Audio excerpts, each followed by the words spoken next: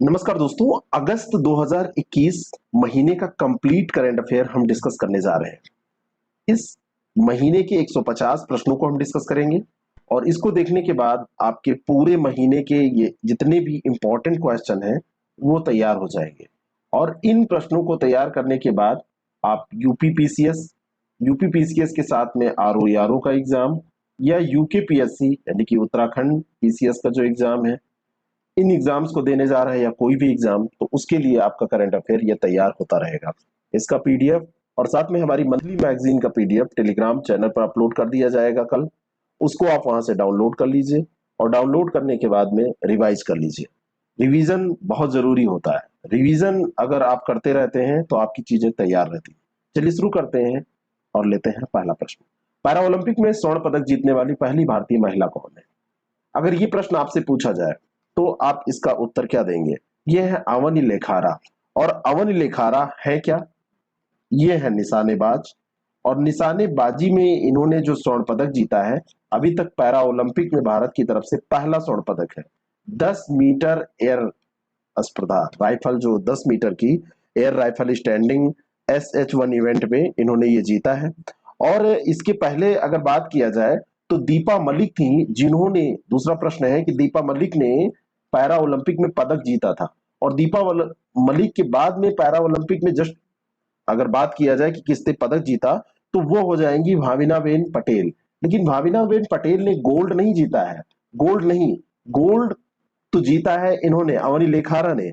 भाविनाबेन पटेल ने जीता है क्या? रजत जीता है। इन्होंने क्या जीता है? रजत पदक जीता है। और भाविनाबेन पटेल के बारे में पूछा जाए ये है क्या, तो ये पैडलर है, भारतीय पैडलर है।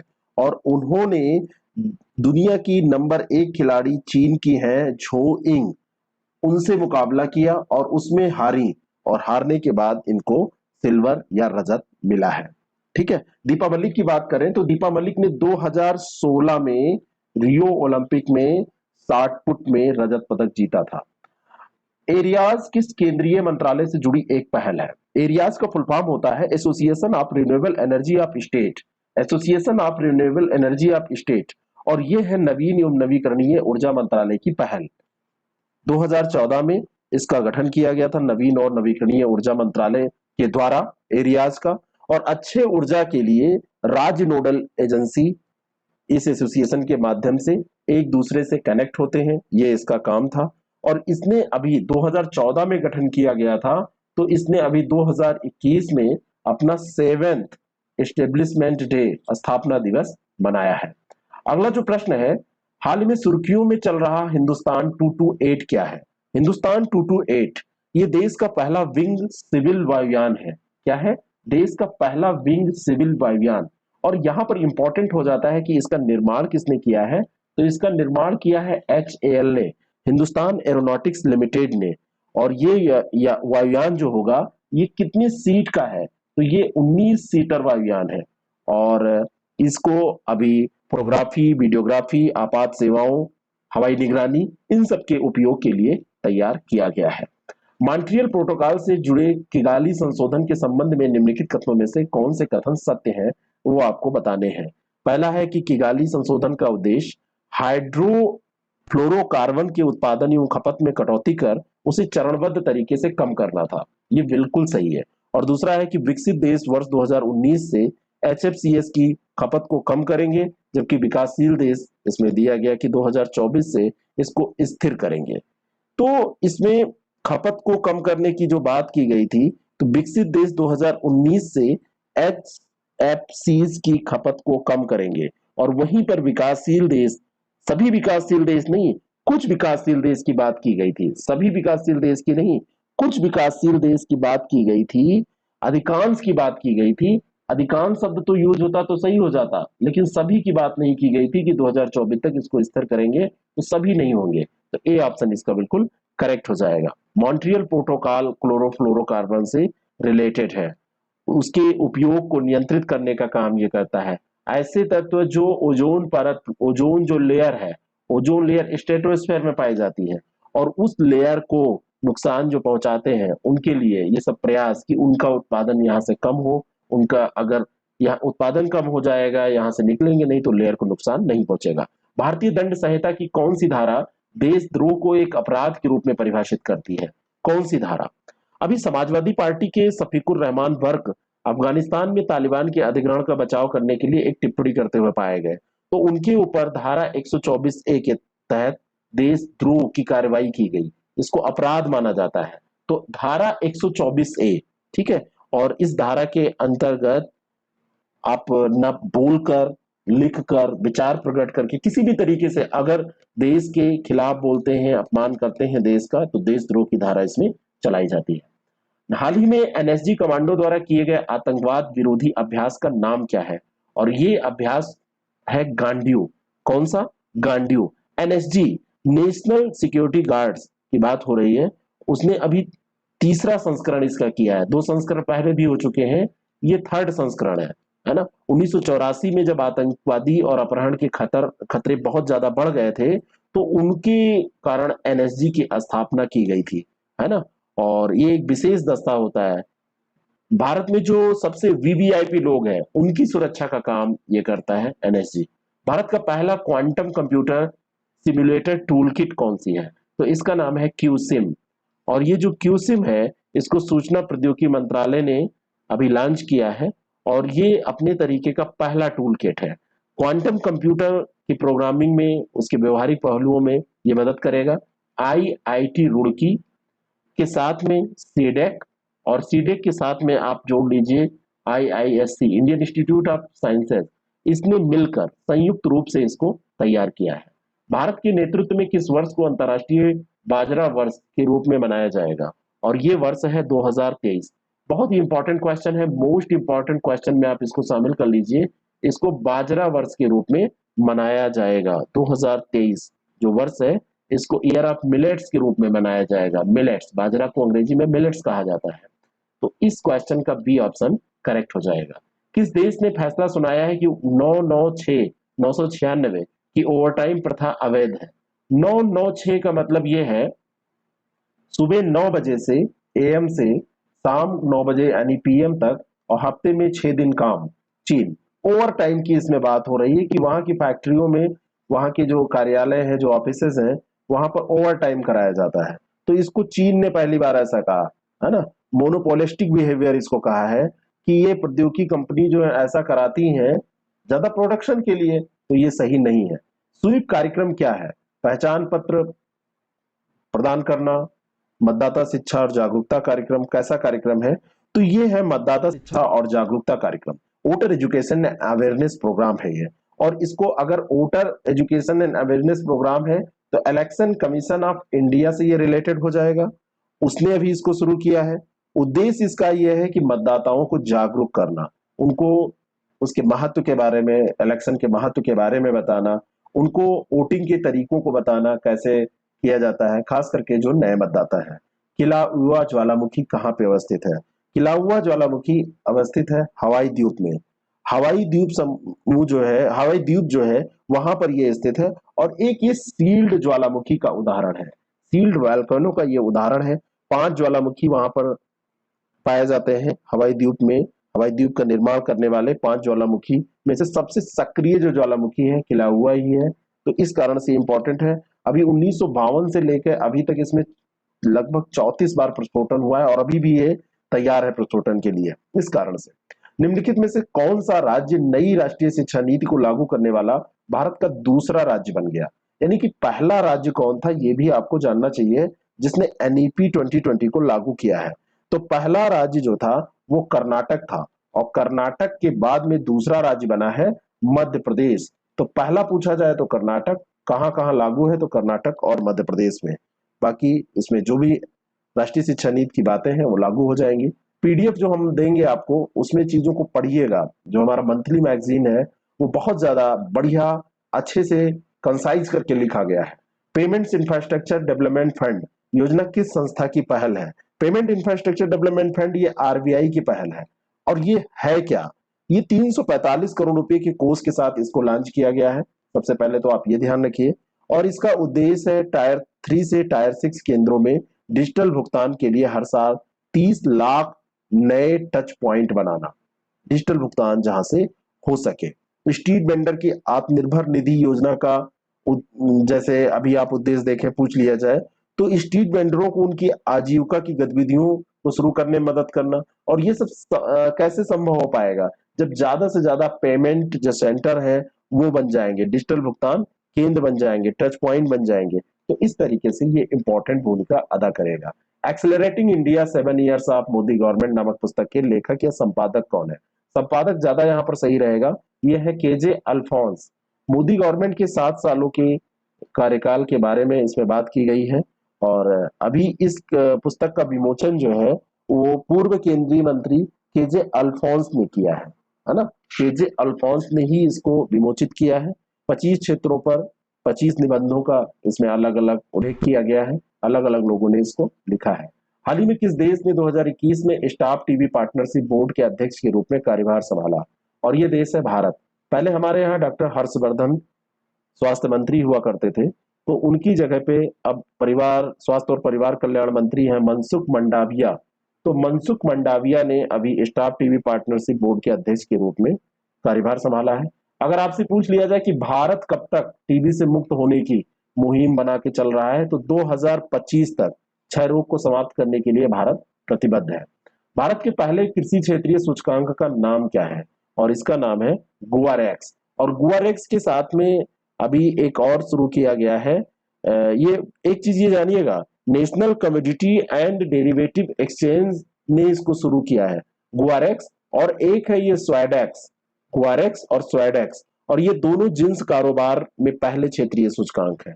ठीक है, गुआर सीड और गुआर गम रिफाइंड के वादा कारोबार से संबंधित है गुआरेक्स। और स्वाडेक्स जो संबंधित हो जाएगा ये सोयाबीन से संबंधित हो जाएगा, ये ध्यान रखना आप।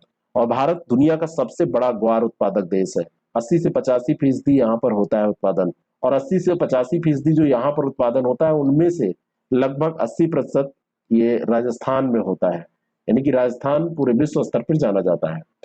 अराणमुला नौका दौड़ का आयोजन किस भारतीय राज्य में किया जाता है? और ये नौका दौड़ स्टैटिक जीके के लिए बहुत इंपॉर्टेंट प्रश्न है। इसका आयोजन आपको मैं अभी बताऊंगा तो आप जान जाएंगे। ये ओणम जो पर्व है, ओणम पर्व मनाया जाता है केरल में। और ओणम पर्व के अवसर पर ही वहां पर एक नौका दौड़ आयोजित होती है। और नौका दौड़ जो है सांप के आकार की नौका का इसमें उपयोग किया जाता है। तो ये केरल में ही आयोजित होती है। बी ऑप्शन इसका बिल्कुल करेक्ट है। संयुक्त प्रशिक्षण अभ्यास काजिंद 21 का 5वां संस्करण किन देशों के मध्य आयोजित किया जाएगा? तो काजिंद 21 का 5वां संस्करण काजिंद किसके बीच होता है, ये भी आपसे प्रश्न बन सकता है। तो ये भारत और कजाकिस्तान, सी ऑप्शन इसका बिल्कुल करेक्ट है। और ये 11 सितंबर तक चलेगा, 30 अगस्त से ये स्टार्ट हुआ है। और ये 5th संस्करण है, इसके पहले भी आयोजित हो चुका है। 2019 का जो संस्करण था भारत और कजाकिस्तान के बीच में, ये उत्तराखंड में हुआ था। तब आयोजन स्थल उत्तराखंड में था। अब की बार ये वहीं पर आयोजित हो रहा है, कजाकिस्तान में। और कजाकिस्तान में भी कहाँ हो रहा है? तो ये आयशा बीबी वहां का स्थान है, आयशा बीबी में, ये कजाकिस्तान में हो रहा है। ईज 3.0 के तहत किस बैंक ने बेसलाइन प्रदर्शन से सर्वश्रेष्ठ सुधार के लिए पुरस्कार जीता है? और इस बैंक का नाम है इंडियन बैंक। इंडियन बैंक ने ईज के नए संस्करण का जब अनावरण हुआ, तो उसके अंतर्गत 3.0 की वार्षिक रिपोर्ट का जब अनावरण हुआ तो इसको सम्मानित किया गया है। ठीक है, किस संगठन ने आनंद नामक एक मोबाइल ऐप लॉन्च किया है? और ये है भारतीय जीवन बीमा निगम, एलआईसी ने ये लॉन्च किया है। आनंद का मतलब है आत्मनिर्भर agents new business digital application. कहने का मतलब पेपरलेस करने की बात हो रही है एलआईसी को। ये एजेंट्स के लिए ये एप्लीकेशन होगा और एजेंट्स इसी पे सारा काम कर सकेंगे। हाल ही में 11वीं ब्रिक्स एनएसए वर्चुअल मीटिंग की अध्यक्षता किसने की? ब्रिक्स की इस बार की जितनी भी बैठकें हैं तो वो भारत आयोजित कर रहा है, भारत अध्यक्षता कर रहा है। और ये एनएसए की है, नेशनल सिक्योरिटी एजेंसी की। तो अजीत डोभाल ने इसकी अध्यक्षता की है। अजीत डोभाल राष्ट्रीय सुरक्षा सलाहकार है। ठीक है, वीडियो कॉन्फ्रेंसिंग के जरिए ही किया गया है, national security adviser of India Ajit Doval के द्वारा। और 15वां ब्रिक्स शिखर सम्मेलन सितंबर 2021 में होने वाला है। ये भी ध्यान रखिएगा, पूछा जा सकता है कब होने वाला है। और ये कितने क्रम का है? तो ये 15वां है। $100 अरब का एम कैप पार करने वाली चौथी भारतीय कंपनी बन गई है, कौन? तो भारत में पहले से 3 कंपनियां $100 अरब का एम कैप पार किए हुए हैं। एक है रिलायंस इंडस्ट्री लिमिटेड, दूसरा है टाटा कंसल्टेंसी सर्विसेज, और एक है एचडीएफसी, और चौथी जो अभी कंपनी बन गई है वो है इन्फोसिस, टीसीएस और एचडीएफसी, और उसके बाद में ये चौथी बन गई है इन्फोसिस, जिसने 100 अरब डॉलर का एम कैप मार्केट कैप जो है वो पार कर लिया है। इन्फोसिस जो है ये भारत की सबसे तेजी से बढ़ने वाली कंपनियों में से एक है, सूचना प्रौद्योगिकी कंपनी है, और 7 जुलाई 1981 को इसकी स्थापना हुई थी, है ना। एन नारायण कृष्णमूर्ति, ये 7 लोगों ने मिलकर इसको किया था, उनकी बीवी सुधा कृष्णमूर्ति भी इसमें शामिल थी। अगला जो प्रश्न है, युक्त धारा क्या है? युक्त धारा जो है ये भू स्थानिक योजना पोर्टल है, geo spatial planning portal. B option इसका बिल्कुल करेक्ट हो जाएगा। और ये मनरेगा के तहत ग्राम पंचायत स्तर पर योजनाओं को सुगम बनाने के लिए इसका उपयोग किया जाएगा, और ये इसरो के जियो पोर्टल भुवन के तहत काम करेगा। किसके तहत? भुवन। और भुवन किसका है? ये इसरो का है। दुनिया का सबसे बड़ा और सबसे ऊंचा ऑब्जर्वेशन व्हील किस देश में खोला जाएगा?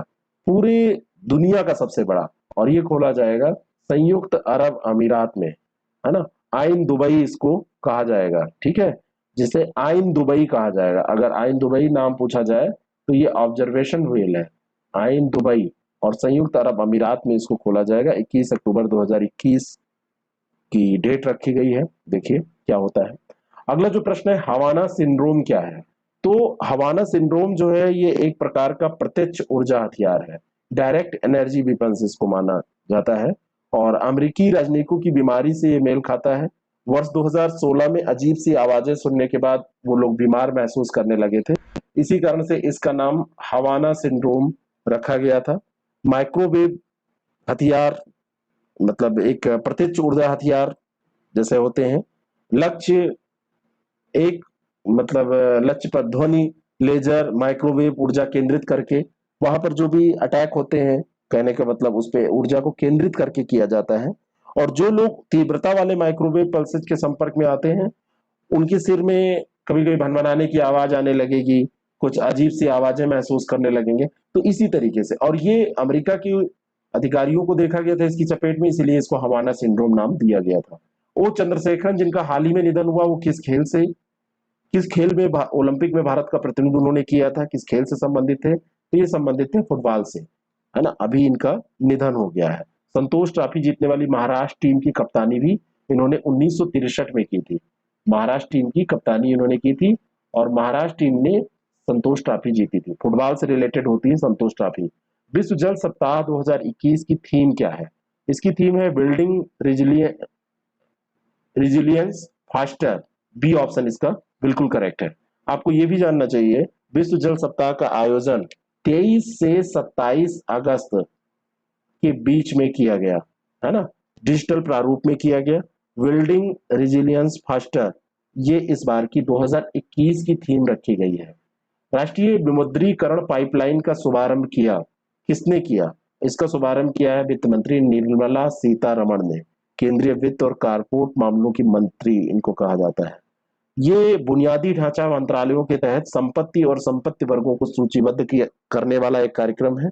और संपत्ति का मुद्रीकरण होगा। मान लीजिए कि कोई बिल्डिंग सरकारी है, वो पड़ी हुई है, जिसका उपयोग नहीं हो रहा है, तो किसी प्राइवेट कंपनी को दे दी जाए, और प्राइवेट कंपनी उसका क्या करे, उसका उपयोग करके उसको थोड़ा सा रिनोवेट करके और उससे होटल बना दे, कुछ अर्निंग होने लगे, उसमें सरकार का भी हिस्सा हो।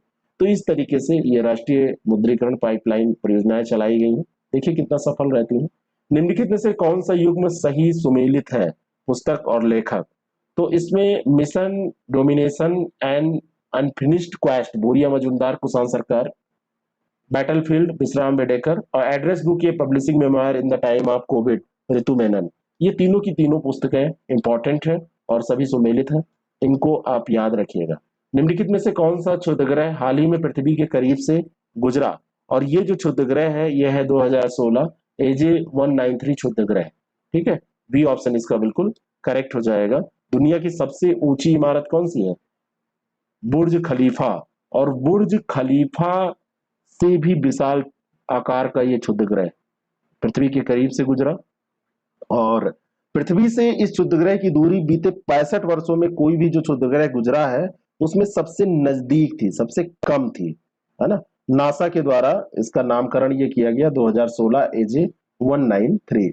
नियो बोल्ट क्या है, व्हाट इज नियो बोल्ट? तो भारत का पहला स्वदेशी मोटर चालित व्हीलचेयर वाहन है। और इसका डेवलपमेंट किसने किया है? तो इसका डेवलपमेंट जो किया गया है ये आईआईटी मद्रास के द्वारा किया गया है। आईआईटी मद्रास के द्वारा इसका डेवलपमेंट किया गया है। एक बार इसको चार्ज करके 25 किलोमीटर तक की यात्रा कर सकते हैं। अभी तक ये व्हील चेयर आयात पर हम लोग निर्भर थे, ज्यादातर आयात किया जाता था, और अब जो है इससे काफी मदद मिलेगी यहाँ पर प्रोडक्शन करने में। हाल ही में किस संगठन ने 36 उपग्रहों को लॉन्च किया? और ये संगठन है वनवेव। और वनवेव जो है ये भारतीय जो ग्रुप है, भारतीय समूह, तो भारतीय ग्रुप द्वारा समर्पित, भारतीय ग्रुप द्वारा ये समर्थित है। भारतीय ग्रुप ने इसको सपोर्ट किया है। 36 उपग्रहों का इसने एक साथ में प्रक्षेपण किया है। और ये वैश्विक सेवाएं शुरू करने का इरादा रख रही है। आगे देखिए कितना डेवलप कर पाती है। बी ऑप्शन इसका करेक्ट है। अगस्त में किस तारीख को धर्म या विश्वास के आधार पर हिंसा के शिकार लोगों की याद में अंतर्राष्ट्रीय दिवस के रूप में मनाया जाता है? तो ये है 22 अगस्त। 2 और 2 यानी कि सब समान है, ऐसे याद करके आप इसको तैयार कर सकते हैं। अगस्त में 22, 11 और 22 दो ही है ऐसी तारीख आपको मिलेंगी। तो 22 अगस्त को ये मनाया जाता है। पहली बार ये 2019 में मनाया गया था, और 2019 के बाद में ये 21 में फिर से मनाया गया है। हुरून ग्लोबल 500 सबसे मूल्यवान कंपनियों, Hurun global 500 most valuable companies की सूची 2021 के अनुसार दुनिया की सबसे मूल्यवान कंपनी कौन है? तो सबसे मूल्यवान कंपनी आपकी एप्पल हो जाएगी। सबसे ज्यादा पैसे वाली कंपनी आपसे पूछा जाए तो एप्पल है। एप्पल के बाद में सेकंड पे माइक्रोसॉफ्ट आती है। माइक्रोसॉफ्ट के बाद में थर्ड पे आपका आती है अमेजन, और अमेजन के बाद में अल्फाबेट है, गूगल की पेरेंट कंपनी, और फिर फिफ्थ पे आती है आपकी ये फेसबुक। ठीक है, इनके सीईओ भी आपको तैयार रखना चाहिए, सिंपल से है, सबके आपको पता है। इस्माइल साबरी याकूब कौन है? इस्माइल साबरी याकूब मलेशिया के प्रधानमंत्री हैं। ए ऑप्शन इसका बिल्कुल करेक्ट है। और इनको अभी मलेशिया के राजा हैं, तो उन्होंने ये इस्माइल या साबरी याकूब को देश का प्रधानमंत्री नियुक्त किया है ना। वहां के राजा ने, मलेशिया में भी राजा होते हैं, और वहां पे मुहिद्दीन यासीन थे, तो उनकी जगह इन्होंने ली है। ये राजनेता हैं और 9वें प्रधानमंत्री वहां के बने हैं। हाल ही में भारत ने किस देश के साथ AK-103 राइफल खरीदने के लिए एक समझौते पर हस्ताक्षर किए? तो AK-56 हो या AK-47 हो, AK-47 या AK-56, ये सब रसिया की ही है ना। AK-103B ये जो सीरीज है ये रसिया की है। भारत इसको खरीद रहा है। भारत इसको खरीद रहा है तो भारत सारा नहीं खरीदेगा। भारत इसमें से 1 लाख का आयात करेगा और बाकी का निर्माण करेगा। 7,70,000 भारत को इस समय जरूरी है, चाहिए। बाकी का निर्माण भी यहाँ पर किया जाएगा। हाल ही में भारत के सबसे ऊंचे हर्बल पार्क का उद्घाटन कहाँ पर किया गया? हर्बल पार्क है, ऐसी चीजें आप याद रखिए, कॉन्सेप्ट बना के चलिए। उत्तराखंड में होगा। अब उत्तराखंड में अगर आपसे पूछ लिया जाए तो उत्तराखंड में चमोली जिले में, कहां पर? चमोली डिस्ट्रिक्ट में माणा गांव पड़ता है। तो माणा गांव में भारत चीन सीमा पर 11,000 फीट की ऊंचाई पर यह हर्बल पार्क बनाया गया है। ये सीमा पर है, माना गांव है, और माना गांव जो है वहां की सीमा पर है, और वहीं पर इसका हर्बल पार्क का उद्घाटन किया गया है। किस संगठन ने एआई सक्षम वर्चुअल असिस्टेंट ऊर्जा को लॉन्च किया है? कौन सा संगठन है? और यह है Bharat petroleum corporation limited. Bharat petroleum corporation limited, A option इसका करेक्ट है। और भारत पेट्रोलियम कॉर्पोरेशन लिमिटेड ने अभी ये वर्चुअल असिस्टेंट, यह है ऊर्जा, वर्चुअल असिस्टेंट है ऊर्जा। अब इसमें आप जब ग्राहक कुछ भी पूछेंगे तो ये लगभग 13 भाषाओं में जवाब देगा, रिप्लाई देगा, अपने आप असिस्ट करेगा। कहने का मतलब ऑटोमेटिक, जैसे होता नहीं है कि आप ये दबाएं, 1 दबाएं, 2 दबाएं तो बताता रहता है। हाल ही में किस संस्था ने भारत में लघु व्यवसाय ऋण पहल शुरू की है? और ये है फेसबुक। अब देखिए ये सब कंपनियां इतनी जियांट हो चुकी हैं कि अब हर क्षेत्र में इनका हस्तक्षेप हो रहा है। अब ये ऑनलाइन लैंडिंग प्लेटफॉर्म एक है इंडफी, इंडफी के साथ इन्होंने साझेदारी की है, स्मॉल बिजनेस लोन इनिशिएटिव शुरू किया है। और स्मॉल बिजनेस लोन इनिशिएटिव के तहत ये छोटे जो व्यवसायी हैं उनकी मदद करेंगे। अगर आप यूपीपीसीएस का एग्जाम दे रहे हैं तो आपको प्रैक्टिस खूब ज्यादा करनी चाहिए। अगर आप आरओ यारो का एग्जाम दे रहे हैं तो आपको टेस्ट जरूर करना चाहिए। ऐसे ही आप जीआईसी लेक्चरर का एग्जाम दे रहे हैं या कोई भी अन्य एग्जाम, हाईकोर्ट यारो का एग्जाम दे रहे हैं, आरओ का एग्जाम, आरओ यारो जो भी है, तो वो जो भी आप दे रहे हैं, कहने का मतलब बहुत सारे लोग केवल यारो ही देते हैं, तो आपको प्रैक्टिस करनी चाहिए। और इसके लिए आपको प्रैक्टिस सेट मार्केट में भी अवेलेबल होते हैं, लेकिन गुणवत्ता युक्त अगर आपको चाहिए तो 6307 281212 पर जानकारी लें। पुरानी टेस्ट सीरीज भी हमारी चल रही है पहले से, और अभी हम नई लॉन्च करने वाले हैं, उसका लाभ आप उठा सकते हैं। अगला प्रश्न है, माउंट मणिरंग जिस भारतीय राज्य में अवस्थित है, और वो है हिमाचल प्रदेश। बी ऑप्शन इसका बिल्कुल करेक्ट हो जाएगा। माउंट मणिरंग जो है ये स्थित है हिमाचल प्रदेश में।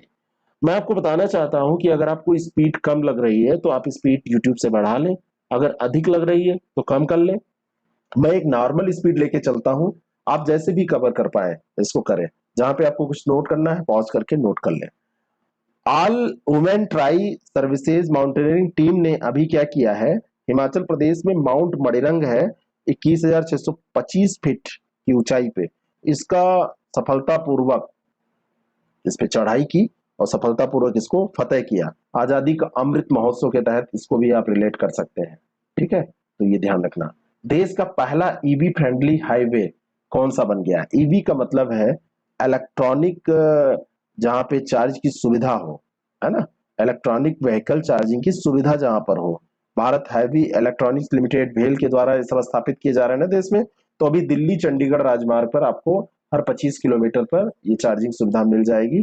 तो ये ईवी फ्रेंडली हाईवे माना जाएगा। विश्व वरिष्ठ नागरिक दिवस प्रतिवर्ष किस तिथि को मनाया जाता है? वर्ल्ड सीनियर सिटीजन डे 21 अगस्त को मनाया जाता है ना। विश्व वरिष्ठ नागरिक दिवस, विश्व स्तर की बात हो रही है। ठीक है, अगला जो प्रश्न है, इंसेल मूवमेंट के बारे में सत्य कथन कौन सा है? इंसेल मूवमेंट ये ब्रिटेन के प्लायमाउथ में सुर्खियों में आया है। महिलाओं के बारे में लगातार गलत अवधारणा का प्रचार ये लोग करते हैं, और ये महिलाओं को उनकी खराब यौन और सामाजिक स्थिति के लिए दोषी मानते हैं कि हमारी जो पुअर सेक्सुअल और सोशल स्टेटस वाली लाइफ है, इसके लिए महिलाएं जिम्मेदार हैं, इस मूवमेंट के जो समर्थक होते हैं। तो रेड पिल ब्लैक पिल की मानसिकता भी कहा जाता है। ब्लैक पिल की थ्योरी ये इनसे जुड़ी होती है। इसमें जन्म के समय ही आपका भाग्य निर्धारित हो जाता है, ऐसा कहा जाता है। और जो आप जो भी बदलाव करने की कोशिश करते हैं उससे आपकी यौन पूंजी को बदला नहीं जा सकता। रेड पिल थ्योरी में यह महिलाओं के प्रति पक्षपात किया जाता है, नारीवाद को महिला वर्चस्व के रूप में देखा जाता है, और महिलाओं के पक्ष में एक व्यवस्थित मतलब पूर्वाग्रह रखा जाता है कि ये, जैसे भारत में भी कहा जाता है ना कि महिलाएं जो हैं ये मतलब विनाश का जड़ है, जो इनके संगत में रहेगा उसका विनाश हो जाएगा। इस तरीके की चीजें ये वहां पर भी एक वर्ग है जो भी मानता है, मूवमेंट चलाता है। हाल ही में भारत में संस्कृत सप्ताह मनाया गया। तो संस्कृत सप्ताह, एक मिनट, हाँ ठीक है, संस्कृत सप्ताह का आयोजन किन तिथियों के मध्य में किया गया? तो 19 अगस्त से 25 अगस्त के बीच में एक सप्ताह, ये संस्कृत सप्ताह भारत में ये मनाया गया। वर्ल्ड संस्कृत डे, है ना, 22 अगस्त को वैसे ये मनाया जाता है। 22 अगस्त को वर्ल्ड संस्कृत डे, ये 22 अगस्त को मनाया जाता है। ये भी आप ध्यान रखना, जो समानता वाला भी था ना कि सारी संस्कृति कल्चर में सब लोग समान है, तो उसी दिन अपने कल्चर में भाषा संस्कृत का भी इंपॉर्टेंस है, आप ध्यान रख सकते हैं। हाल ही में किस देश के 3 बच्चों की नीति को मंजूरी प्रदान की गई है? कौन सा देश है? तो ये देश है चीन। चीन में निरंतर जो वन चाइल्ड पॉलिसी थी उसके कारण संख्या घटती चली जा रही है और वर्क फोर्स उनका कम हो रहा है, और अब उन्होंने कहा है कि अब 3 बच्चे पैदा करिए। किस संगठन ने e shield next life insurance उत्पाद लॉन्च किया? और ये है SBI life insurance. B option इसका बिल्कुल करेक्ट है। और ये एसबीआई लाइफ इंश्योरेंस, ये ना तो मतलब ये जो इनका लाइफ ई शील्ड नेक्स्ट है, ये शेयर बाजार से भी नहीं जुड़ा है, ना कोई लाभ या लाभांश इसमें साझा करता है। तो और ये जीवन बीमा शुद्ध जोखिम प्रीमियम उत्पाद प्रकार का है, ये व्यक्तिगत है। और बस इतना ध्यान रखना कि ये किसके द्वारा लॉन्च किया गया है। तिवा आदिवासियों द्वारा अच्छी फसल होने के उपलक्ष्य में मनाया जाने वाला त्योहार कौन सा है? तिवा जो आदिवासी हैं वो वांचुआ त्योहार मनाते हैं, और ये जब अच्छी फसल पैदा होती है तब अपना नाच गाना करते हैं, परिधान पहनेंगे पारंपरिक और नाच गाना करके उसको सेलिब्रेट करेंगे।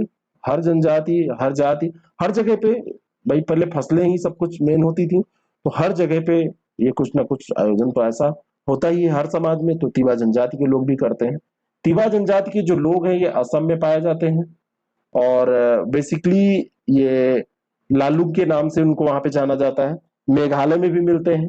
असम और मेघालय यहाँ पे तो ये विशेष रूप से मिलते ही हैं। और साथ में अगर आपसे कहा जाए कि ये पाए जाते हैं आपके अरुणाचल प्रदेश और मणिपुर में, तो ये भी सही है। अरुणाचल प्रदेश और मणिपुर में भी इनको आप देख सकते हैं, वहां पे भी मिलते हैं। हाल ही में संपन्न हुए राष्ट्रपति चुनाव में हैंकेडे हिचलेमा हैंकेडे हिचलेमा को किस देश का नया राष्ट्रपति चुना गया?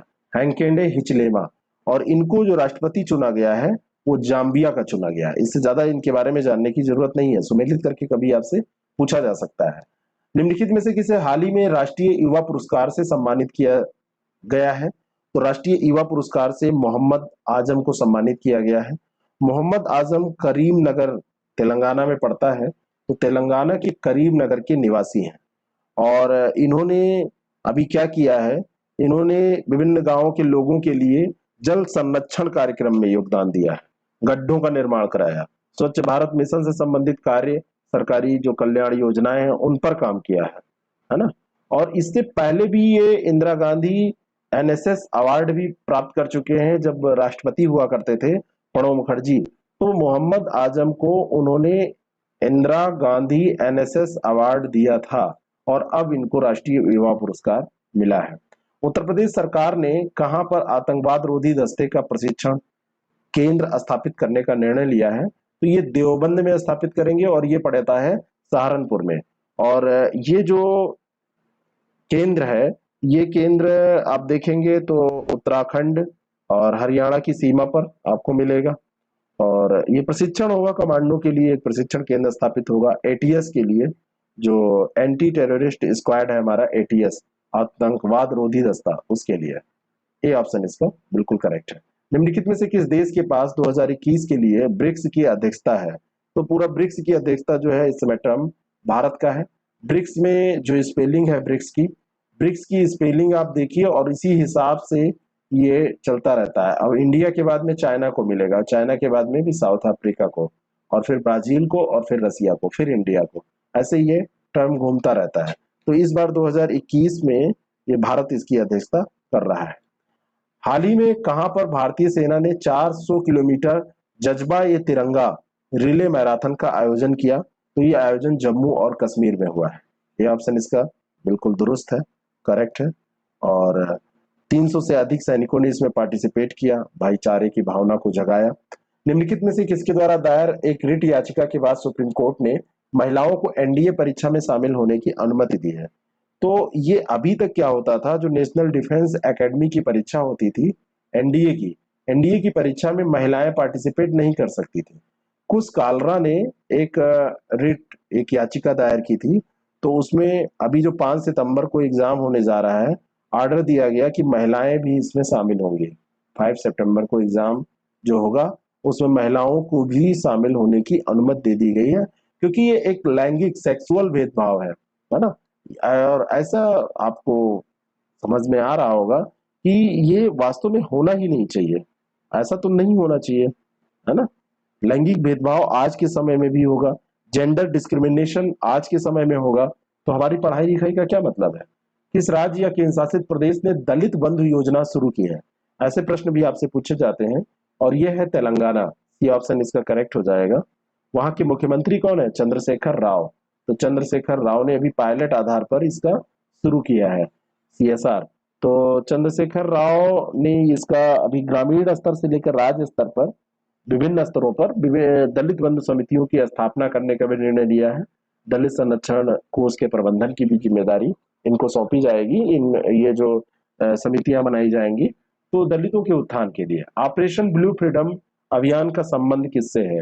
तो ये अभियान जो है ये विकलांग लोगों से संबंधित है। बी ऑप्शन इसका बिल्कुल करेक्ट है। सामाजिक न्याय और अधिकारिता मंत्री हैं डॉक्टर वीरेंद्र कुमार। उन्होंने 75वें स्वतंत्रता दिवस के अवसर पर डॉक्टर अंबेडकर इंटरनेशनल सेंटर नई दिल्ली से ऑपरेशन ब्लू फ्रीडम का अभी एक अग्रणी विश्व रिकॉर्ड अभियान है ये, इसको हरी झंडी दिखाई है, ग्रीन सिग्नल वहां से दिया। ठीक है। और विकलांग लोगों की टीम की सशस्त्र बलों के दिग्गजों की एक टीम क्ला है, उसके द्वारा प्रशिक्षित किया गया था। तो ऑपरेशन ब्लू फ्रीडम विकलांगों से रिलेटेड, विकलांग लोगों से ध्यान रखना। प्रधानमंत्री नरेंद्र मोदी ने 75वें स्वतंत्रता दिवस के अवसर पर देश के विभिन्न हिस्सों को जोड़ने के लिए कितनी वंदे मातरम भारत ट्रेनों की घोषणा की है? तो इनकी संख्या है 75। और 75 अभी हमारा ईयर पूरा हो रहा है ना, भारत का जो आजादी का अमृत महोत्सव मनाया जा रहा है, तो ये 75 ट्रेनें भी हैं, ये भी आपको ध्यान रखना है। शतरंज में भारत के 69वें ग्रैंड मास्टर कौन बने? तो ये इनका नाम क्या है? हर्षित रजा। और हर्षित रजा जो है, हर्षित राजा करिए, रजा नहीं, हर्षित राजा, ये महाराष्ट्र के पुणे के रहने वाले हैं। हर्षित राजा ये महाराष्ट्र के पुणे के रहने वाले हैं और इन्होंने अभी 69वें ग्रैंड मास्टर का खिताब जीता है, 69वें ग्रैंड मास्टर बन गए हैं। और उन्होंने बील मास्टर ओपन में ये उपलब्धि हासिल की है। और जो फिडे है, विश्व शतरंज संगठन, इसके द्वारा शतरंज खिलाड़ियों को ग्रैंड मास्टर की उपाधि से सम्मानित किया जाता है और ये इस क्षेत्र में सबसे बड़ा एक तमगा आप समझ सकते हैं होता है, सर्वोच्च खिताब होता है। हाल ही में चर्चित रही पुस्तक द ड्रीम ऑफ रेवोल्यूशन, ये बायोग्राफी ऑफ जयप्रकाश नारायण, बहुत ही इंपॉर्टेंट पुस्तक है। इसके लेखक कौन है? ये है बिमल प्रसाद और सुजाता प्रसाद। बी ऑप्शन इसका करेक्ट हो जाएगा। शासन प्रणाली में अधिक पारदर्शिता और जवाबदेही लाने के लिए हाल ही में किस मोबाइल एप्लीकेशन का अनावरण किया गया? तो ये नाम है प्रूफ। और ये जो प्रूफ एप्लीकेशन है, ये जम्मू कश्मीर के इस समय उपराज्यपाल हैं मनोज सिन्हा। मनोज सिन्हा ने शासन प्रणाली में पारदर्शिता और जवाबदेही लाने के लिए इसको अनावरित किया है। प्रूफ का मतलब है photographic record on site facility. कोई भी जो योजना है उसको अगर जहां पे वो क्रियान्वित हो रही है वहां से देशांतर और अक्षांश के द्वारा ग्रिड बना के और वहां से ही फोटो अपलोड की जाए तो पता चलेगा कि उनकी मॉनिटरिंग की जा रही है और काम वास्तव में हो रहा है। कोकड़ सैन्य अभ्यास 2021 का आयोजन किन देशों के मध्य किया गया? तो कोकड़ जो है ये हमेशा के लिए ध्यान रखिए, ये भारत और ब्रिटेन के बीच में आयोजित होता है। बी ऑप्शन इसका करेक्ट है, भारत और ब्रिटेन के बीच में। तो 2021 का जो आयोजन हुआ है ये इंग्लैंड में हो रहा है, पोर्ट्समाउथ इंग्लैंड का में जो पड़ता है, वहां पर भारतीय नौसेना का जहाज तबर है, तबर यहाँ पर गया था, तबर। तो ये भी पूछा जा सकता है तबर किस अभ्यास में गया। नॉर्मली आपसे यही प्रश्न पूछा जाता है, कोकड़ सैन्य अभ्यास किन देशों के बीच में होता है। 16 अगस्त 2021 को देर भर में पूर्व प्रधानमंत्री अटल बिहारी वाजपेयी की कौन सी पुण्यतिथि मनाई गई? तो इनका जो निधन हुआ था वो कब हुआ था? इनका निधन 2019 में हुआ था। तो अभी 18 में हुआ था, 18 में हुआ था। अभी इनकी तीसरी पुण्यतिथि मनाई गई है। कौन सी मनाई गई है? तीसरी। तो 19 फिर 20 और 21, तीसरी तीसरी पुण्यतिथि 16 अगस्त 2021 को ये मनाई गई। वैसे इनका जन्म अगर पूछा जाए तो ये 1924 में हुआ था और बर्थडे इनका पड़ता है 25 दिसंबर को। और इनकी जो पैदाइश हुई थी, पैदा हुए थे, ये मध्य प्रदेश के ग्वालियर में इनका जन्म हुआ था। मध्य प्रदेश में ग्वालियर पड़ता है ना। और ये जो पहला चुनाव लड़े थे ये यूपी के बलरामपुर से लड़े थे, है ना। भारतीय जनसंघ में ये थे, पहले पत्रकार के तौर पर अपने कैरियर की शुरुआत की, फिर जनसंघ में 1951 में शामिल हो गए और बलरामपुर से इन्होंने चुनाव लड़ा, उत्तर प्रदेश के बलरामपुर से, फिर वहीं से चुने गए। ठीक है। और 1957 की ये बात है। अगला जो प्रश्न है, वित्तीय समावेशन सूचकांक का संबंध किससे है? तो वित्तीय समावेशन सूचकांक ये भारतीय रिजर्व बैंक से संबंधित है और इसने 17 अगस्त 2021 को अभी ये वित्तीय समावेशन सूचकांक जारी किया है भारतीय रिजर्व बैंक ने। ये ऑप्शन इसका सही हो जाएगा। और वित्तीय समावेशन जो सूचकांक है ये बैंकिंग, बीमा, निवेश, डाक और पेंशन क्षेत्र का विवरण शामिल करते हुए सरकार और क्षेत्रीय नियामकों के परामर्श से ये सूचकांक तैयार किया जाता है। 0 से 100 तक की सीमा इसमें रखी जाती है और संकेतक है और इन पैरामीटर्स पे, विभिन्न आयामों पे चीजों को मतलब कसा जाता है। किस मंत्रालय द्वारा वृक्षारोपण अभियान 2021 लॉन्च किया गया? अब नॉर्मली इस प्रश्न को आप देखेंगे तो वृक्षारोपण अभियान आप कह देंगे कि ये पर्यावरण मंत्रालय का, लेकिन पर्यावरण मंत्रालय का ये नहीं है, ये वित्त मंत्रालय का। ये किसका है? सॉरी, वित्त मंत्रालय यहाँ पे गलत, वित्त मंत्रालय गलत हो जाएगा, ये कोयला मंत्रालय का है। किसका है? कोयला मंत्रालय का। कोयला मंत्रालय द्वारा ये अभियान शुरू किया गया है और ये कोयला क्षेत्र में आप सार्वजनिक उपक्रमों में ग्रो ग्रीनिंग अभियान के तहत इसको शुरू किया गया है। 2,0385 हेक्टेयर क्षेत्र को कवर करने की इसमें बात की गई है कि इतने क्षेत्रों को कवर करके वहां पे क्या किया जाएगा? वृक्षारोपण किया जाएगा। तो ऐसे ही अभियान जैसे जब दूसरा मंत्रालय कोई कर रहा है क्रियान्वित तो इंपॉर्टेंट हो जाते हैं। अगला प्रश्न है, निम्नलिखित में से किस संस्था ने हिंदुस्तान 228 नामक नागरिक विमान बनाने के लिए सफलतापूर्वक जमीनी परीक्षण किए? तो अभी इस प्रश्न को हमने किया ही है शुरुआत में ही, HAL ने किया है, 19 सीटर वाला ये विमान है। तालिबान नामक इस्लामिक बल की स्थापना कहाँ हुई थी? चर्चा में है, पूछा जा सकता है। तो स्थापित भी ये अफगानिस्तान में ही हुआ था और इसका मुल्ला मोहम्मद उमर इसका संस्थापक है। मुल्ला मोहम्मद उमर पश्तून जनजाति का सदस्य था और मुजाहिदीन कमांडर ये बन गया था। उसी ने इसको तालिबान इस्लामिक जो बल है इसकी स्थापना की थी। 16 अगस्त 2021 को किस देश के प्रधानमंत्री मुहिद्दीन यासीन ने इस्तीफा दे दिया? तो अभी हमने एक प्रश्न किया था, तो ये जहां पे प्रधानमंत्री बने थे तो ये मलेशिया ने के राष्ट्रपति थे, प्रधानमंत्री थे जिन्होंने इस्तीफा दिया और वहां के राजा ने दूसरे को प्रधानमंत्री नियुक्त किया। ठीक है। अगला जो प्रश्न है, प्रधानमंत्री गतिशक्ति पहल की घोषणा की गई है, इसका बजट कितना है? तो गतिशक्ति जो पहल है इसका बजट 100 लाख करोड़ रुपए रखा गया है, 100 लाख करोड़ रुपए। और युवाओं के लिए रोजगार के अवसर, गतिशक्ति का ध्यान रखिएगा, ये एम्प्लॉयमेंट फॉर यूथ के लिए इसको शुरू किया गया है। ठीक है, एम्प्लॉयमेंट से रिलेटेड ये योजना है ना। और ये मतलब आर्थिक क्षेत्रों को तो बढ़ावा देगी ही, लोगों का भी कल्याण करने की बात की जा रही है। राष्ट्रीय हाइड्रोजन मिशन कब लॉन्च किया गया? राष्ट्रीय हाइड्रोजन मिशन 15 अगस्त 2021 को लाल किले की प्राचीर से जब प्रधानमंत्री भाषण दे रहे थे तो उन्होंने 12 ट्रिलियन रुपये खर्च करने की घोषणा की और ऊर्जा जरूरतों को पूरा करने के लिए राष्ट्रीय हाइड्रोजन मिशन को लॉन्च करने की बात की। वर्तमान में देखा जाए तो तेल का 85% और गैस का 53% भारत आयात करता है। अगर ये हाइड्रोजन मिशन चलेगा तो इससे इस क्षेत्र पर दबाव जो है वो कम हो जाएगा। किस कंपनी ने बढ़ती मांग को पूरा करने के उद्देश्य से हाई स्पीड डीजल की डोर टू डोर डिलीवरी प्रारंभ की है? और ये है BPCL। और BPCL का फुल फॉर्म, ये ब्रिटिश पेट्रोलियम नहीं, Bharat petroleum corporation limited. BPCL ने क्या किया है? Door to door diesel supply करने की बात शुरू की है और ये मतलब आपके घर ले जाके देंगे और आपसे वही पेट्रोल पंप पे जैसे आप पैसा देते हैं उनको पैसे दे देंगे। भारतीय सेना ने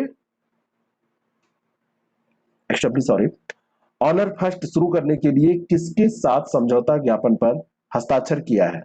ये है IDFC फर्स्ट बैंक के साथ। इसके अंतर्गत जैसे जो भारतीय सेना के लोग हैं उनका काम जो अकाउंट का है वो अच्छे से हो जाए, है ना। और दिल्ली के नौसेना मुख्यालय में अभी इसको शुरू किया गया वहां पर, और अभी शुरुआत में कुछ खास जगहों पे, बाद में आगे बढ़ेगा। इसमें बीमा कवर भी दिया जा रहा है। बस बैंक आपसे पूछा जाएगा तो ये IDFC फर्स्ट बैंक याद रखना। हाल ही में किस देश के राष्ट्रपति ने तालिबान बलों के हाथ में सत्ता आने के बाद अपना पद छोड़ दिया? तो ये सिंपल सा प्रश्न है, पूछा जा सकता है। अफगानिस्तान के राष्ट्रपति कौन हुआ करते थे? इनका नाम भी आपको याद रखना है, अशरफ गनी। और अशरफ गनी जैसे वहां पर सत्ता तालिबानों के हाथ में आ गई तो अफगान छोड़कर चले गए।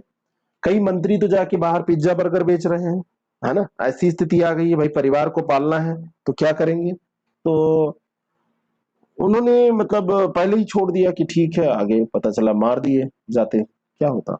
रामसर सूची में शामिल की गई भारत की नवीनतम आर्द्र भूमि कौन सी है? तो गुजरात में थोल, हरियाणा में सुल्तानपुर, हरियाणा में भुंडावा एक और शामिल की गई थी। 42 थी, 42 से 4 बढ़ के ये हो गई 46। इसमें 3 दी हुई हैं। एक गुजरात का बधवाना भी है, एक तो है थोल और एक है वाधवाना। तो वाधवाना भी यहाँ पे ध्यान रखिए, ये गुजरात का ही है। तो थोल और वाधवाना गुजरात के, सुल्तानपुर और भिंडावा यहाँ के। तो अब टोटल जो संख्या पहुंच गई वो 46 पहुंच गई। अगला जो प्रश्न है, भारत के अलावा कौन सा देश 15 अगस्त को अपना स्वतंत्रता दिवस मनाता है? तो यह है दक्षिण कोरिया। 14 अगस्त को मनाता है पाकिस्तान। और जो दक्षिण कोरिया है ये 15 को मनाता है। और रिपब्लिक ऑफ कांगो भी मनाता है। और बहरीन भी मनाता है। और लिंचेस्टीन जो देश है वो भी मनाता है, दुनिया का छठा सबसे छोटा देश है। तो ये सब, बहरीन, लिंचेस्टीन, दक्षिण कोरिया और साथ में आपका ये रिपब्लिक ऑफ कांगो, ये सब 15 अगस्त को मनाते हैं स्वतंत्रता दिवस अपने अपने भारत के साथ में, आप मान सकते हैं। किस राज्य या केंद्र शासित प्रदेश में निवेशक शिखर सम्मेलन 2021 का आयोजन किया जा रहा है या किया गया, आपसे पूछा जाएगा। तो ये गुजरात में किया जा रहा है। और गुजरात में ये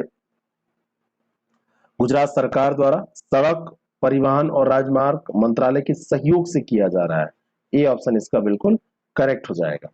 विंध्यावास को रामसर स्थल के रूप में मान्यता दी गई, ये कहां पर स्थित है? देखिए ऐसे भी प्रश्न आपसे पूछा जा सकता है। तो ये हरियाणा में स्थित है। हाल ही में accelerating India 7 year of the Modi government नामक पुस्तक का विमोचन किसके द्वारा किया गया? रिपीट तो नहीं हो रहा है, नहीं ठीक है, एम वेंकैया नायडू ने इसका विमोचन किया। बी ऑप्शन इसका बिल्कुल करेक्ट हो जाएगा, है ना।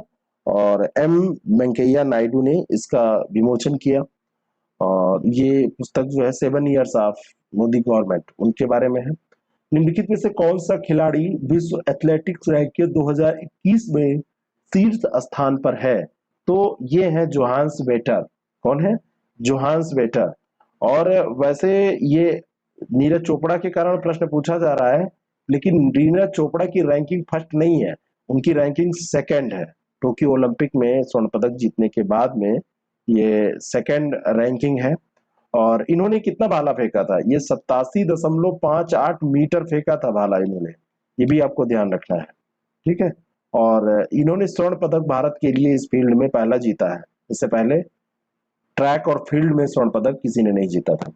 किस मंत्रालय ने स्वयं सहायता समूहों के उत्पादों के बाजार के लिए सोन चिरैया नामक एक ब्रांड और लोगो लॉन्च किया? तो यह है आवास और शहरी मामलों का मंत्रालय। बी ऑप्शन इसका करेक्ट हो जाएगा। हाल ही में किस देश पर आरबीआई ने 1 करोड़ रुपए का जुर्माना लगाया है? किस बैंक पर? मैंने देश बोला हो तो सॉरी, किस बैंक पर लगाया है? किस बैंक पर 1 करोड़ रुपए का जुर्माना? तो ये सहकारी राबो बैंक यूए, ये जो है कोऑपरेटिव राबो बैंक यूए पर 1 करोड़ का जुर्माना लगाया गया है। और ये जो जुर्माना लगाया गया है, ये नियमों का अनुपालन इसने नहीं किया था। फिनेंशियल सर्विसेज पर अपने ग्राहक को जो नियम बताए जाने चाहिए, जो उनका अनुपालन करना चाहिए, उसने नहीं किया। बी ऑप्शन इसका सही है। शहरी क्षेत्र में संसाधन अधिकारों को मान्यता देने वाला पहला राज्य कौन सा है? तो शहरी क्षेत्र में सामुदायिक वन संसाधन अधिकार यानी कम्युनिटी फॉरेस्ट रिसोर्स राइट्स को मान्यता देने वाला पहला राज्य बन गया है छत्तीसगढ़। ए ऑप्शन इसका बिल्कुल करेक्ट है। और छत्तीसगढ़ की आबादी देखा जाए तो आदिवासियों का हिस्सा भी यहाँ पे बहुत ज्यादा है, 31% प्लस पाया जाता है। और वन उनके लिए कितने इंपॉर्टेंट है आप वैसे भी जानते हैं। सैटेलाइट फोन का उपयोग करने वाला देश का पहला राष्ट्रीय उद्यान कौन बन गया है? बहुत ही इंपॉर्टेंट प्रश्न है। ये काजीरंगा जो राष्ट्रीय उद्यान है, ये सैटेलाइट फोन का इस्तेमाल करेगा। काजीरंगा राष्ट्रीय उद्यान है कहाँ? ये असम में है। और ब्रह्मपुत्र घाटी बाढ़ के मैदान में ये इसका पूरा एरिया आपको मिलेगा। और ये 2007 में टाइगर रिजर्व भी घोषित किया गया था। अगर आपसे पूछ लिया जाए कब टाइगर रिजर्व घोषित किया गया, तो 2007 में इसको टाइगर रिजर्व घोषित किया गया। हाल ही में किस अफ्रीकी देश ने लंबे समय तक तानाशाह रहे ओमार अल बशीर को अंतर्राष्ट्रीय आपराधिक न्यायालय को सौंपने का फैसला किया? तो यह है सूडान, ठीक है।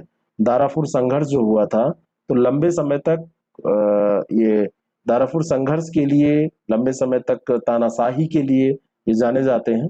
तो इनको भेजा गया है अभी आईसीसी के पास। आईसीसी जो है, ये इसका मुख्यालय कहाँ है? अगर अंतर्राष्ट्रीय आपराधिक न्यायालय की बात की जाए तो द हेग में इसका मुख्यालय पड़ता है ना। नरसंहार, युद्ध अपराध, मानवता के खिलाफ जो अपराध हैं उनके लिए ये अंतिम न्यायालय है, ठीक है। और ये अंतर्राष्ट्रीय आपराधिक न्यायालय है, पूरे विश्व स्तर पर यह काम करता है। किस भारतीय शहर को भारत का पहला वाटर प्लस शहर घोषित किया गया? स्वच्छ सर्वेक्षण रिपोर्ट जब 2021 आई तो उसमें इंदौर को पहला वाटर प्लस शहर घोषित किया गया, सी ऑप्शन।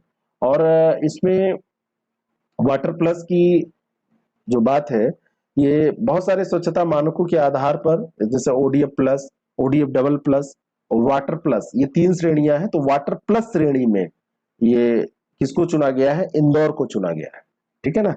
इंदौर को चुना गया है। रानी अहिल्याबाई होलकर का संबंध किस समुदाय से है? तो इनका संबंध है धनगर समुदाय से। अभी क्या हुआ, गोवा में ये शेड्यूल ट्राइब बनना चाह रहे हैं ये लोग, ये कह रहे हैं हमको एसटी घोषित करो। रजिस्ट्रार जनरल ऑफ इंडिया ने धनकर को एक पृथक जनजातीय समूह मानने से अभी इनकार किया, ये लोग डिमांड कर रहे थे, तो इस कारण से ये चर्चा में आए। तो ये आपको गोवा में मिलेंगे, महाराष्ट्र में मिलेंगे, हरियाणा में मिलेंगे, ठीक है। और भेड़ बकरी चराते हैं। और नॉर्मली ये क्योंकि एसटी में ये मिलने की बात कर रहे हैं तो कुछ ना कुछ फीचर भी उनसे मिलता होगा। तो रानी अहिल्याबाई होलकर भी इसी से संबंधित है। इस वर्ष अंतर्राष्ट्रीय युवा दिवस की थीम क्या है? इंटरनेशनल यूथ डे 2021 की, 2021 की थीम क्या है? कभी कभी इस वर्ष करके पूछेगा, इस और यहाँ पे वर्ष नहीं दिया रहेगा, तब भी आप सोचेंगे लेटेस्ट पूछा जा रहा है। तो transforming food system youth innovation for human and planetary ये हेल्थ, बी ऑप्शन इसका करेक्ट हो जाएगा। निम्नलिखित में से कौन सा देश मालाबार नौसैनिक अभ्यास में शामिल नहीं है? मालाबार जो नौसैनिक अभ्यास है इसमें भारत, अमेरिका और ऑस्ट्रेलिया शामिल होते हैं, ठीक है। और साथ में इसमें एक और जोड़ लीजिए, जापान। 21 अगस्त को अभी ये इंडो पैसिफिक में देखा जाए तो ये गुआम के तट पर ये हुआ है। इसमें जर्मनी शामिल नहीं है, जर्मनी इसमें नहीं, जापान है। निम्नलिखित कथनों पर विचार करें।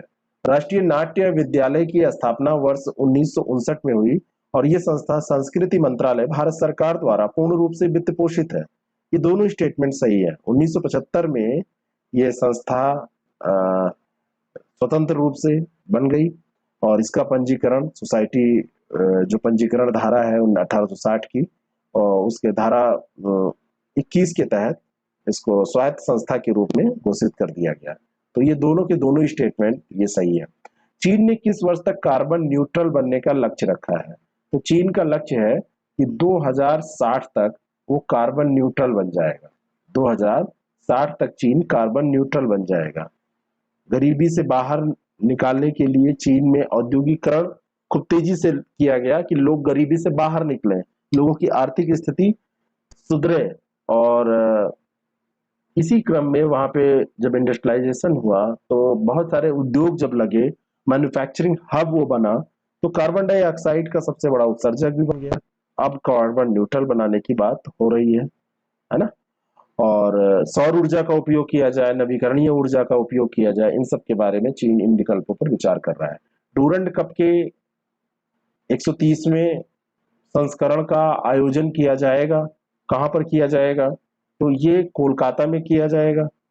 दुनिया का तीसरा सबसे पुराना और एशिया का सबसे पुराना, अगर दुनिया का सबसे पुराना कहा जाए तो गलत है, लेकिन एशिया का सबसे पुराना कहा जाए तो बिल्कुल सही है। फुटबॉल टूर्नामेंट होता है डूरंड कप, 5 सितंबर से 31 अक्टूबर के बीच में कोलकाता में यह आयोजित होगा, है ना। 1900 नहीं, 1888 में 1888 हिमाचल प्रदेश के डगसाई में सबसे पहले इसका आयोजन किया गया था। Sky tracks world airport award ranking 2021 के अनुसार भारत का सर्वश्रेष्ठ हवाई अड्डा कौन सा है? तो दिल्ली वाला वही इंदिरा गांधी अंतर्राष्ट्रीय हवाई अड्डा दिल्ली, ये सर्वश्रेष्ठ हवाई अड्डा है। और भारत के बारे में तो ये हो गया, लेकिन अगर विश्व की पूछे जाए तो दोहा हमाद अंतर्राष्ट्रीय हवाई अड्डा नंबर 1 पे और टोक्यो होनेडा हवाई अड्डा दूसरे पे, चांगी हवाई अड्डा तीसरे पे आता है। जो चांगी हवाई अड्डा कहाँ है? चांगी हवाई अड्डा आपका पड़ेगा सिंगापुर में। भारत ने हाल ही में किस देश के साथ नौसेना अभ्यास अल मुहेद अल हिंदी ये किन देशों के बीच में है? एक तो भारत है, दूसरा सऊदी अरेबिया है, तो बी ऑप्शन इसका करेक्ट हो जाएगा, है ना।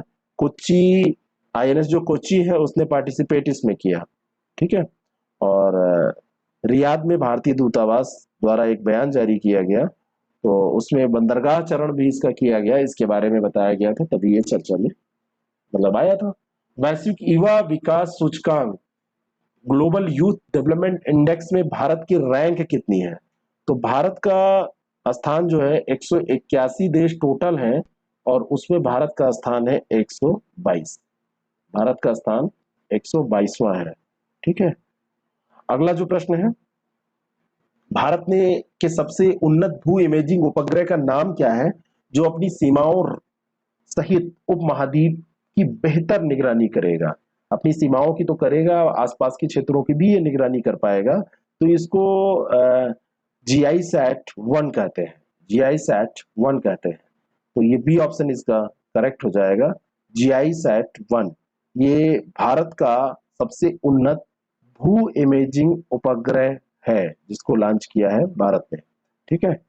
और अगला जो प्रश्न है, एशियाई देशों एशियाई विकास बैंक, देश नहीं, एशियाई विकास बैंक ने किस भारतीय राज्य को ग्रामीण कनेक्टिविटी सुधार परियोजना के लिए 300 मिलियन अमेरिकी डॉलर के अतिरिक्त ऋण को मंजूरी प्रदान की है? तो ये इस धन का उपयोग होगा भारतीय राज्य एक है जो अभी मैं बता रहा हूं ग्रामीण कनेक्टिविटी के सुधार के लिए, और ये राज्य है महाराष्ट्र। बी ऑप्शन इसका करेक्ट हो जाएगा। 127वां संविधान संशोधन विधेयक का किससे संबंध है?